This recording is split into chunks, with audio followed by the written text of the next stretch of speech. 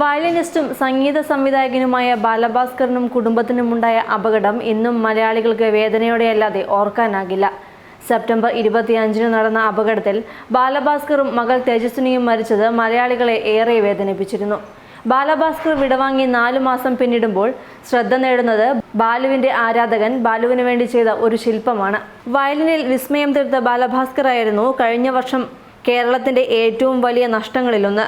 ബാലുവിന്റെ ഏകമകൾ തേജസ്വിനിയുടെയും മരണത്തിൽ കണ്ണീർ വാർത്ത കേട്ട കേരളം ബാലുവിന്റെ ഭാര്യ ലക്ഷ്മിയുടെ ആരോഗ്യനില നേരെയാവാൻ ഒറ്റക്കെട്ടായാണ് പ്രാർത്ഥിച്ചത്. കേരളത്തിൽ അങ്ങോളം ഇങ്ങോളമുള്ള ബാലുവിന്റെ ആരാധകർ ആ മഹാകലാകാരന്റെ അപ്രതീക്ഷിത വിടവാങ്ങലിൽ ഞെട്ടിയിരുന്നു. ബാലു മരിച്ച് 4 മാസം പിന്നിടുമ്പോൾ അദ്ദേഹത്തിന്റെ ആരാധകനും ചിത്രകലാ അധ്യാപകനുമായ സോബിനാഥ് നിർമ്മിച്ച ശില്പം ശ്രദ്ധ നേടുകയാണ്. രാമനാട്ടുകരയിലെ തന്റെ വീടിന് മുന്നിലാണ് സോബി ശില്പം നിർമ്മിച്ചത്. സോബിനാഥിന് ഇതുവരെയും ബാലുവിനെ നേരിട്ട് കാണാൻ സാധിച്ചിട്ടില്ല. അത് ഇപ്പോഴും വലിയ വിഷമമായി സോബിനാഥിന്റെ ഉള്ളിലുണ്ട്. ആ സങ്കടത്തിൽ നിന്നാണ് ബാലുവിന്റെ പ്രതിമ ഉണ്ടാക്കാമെന്ന ആശയത്തിലേക്ക് സോബി എത്തിയത്. കമ്പിയും സിമന്റും മണലും ഉപയോഗിച്ചാണ് പ്രതിമ ഉണ്ടാക്കിയിരിക്കുന്നത്.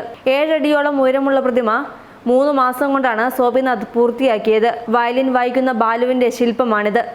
നേരിട്ട് കണ്ടില്ലെങ്കിലും ഇനി തന്റെ ആരാധനാ പുരുഷനെ എന്നും കാണാമെന്ന് സോബിനാഥ് പറയുന്നു.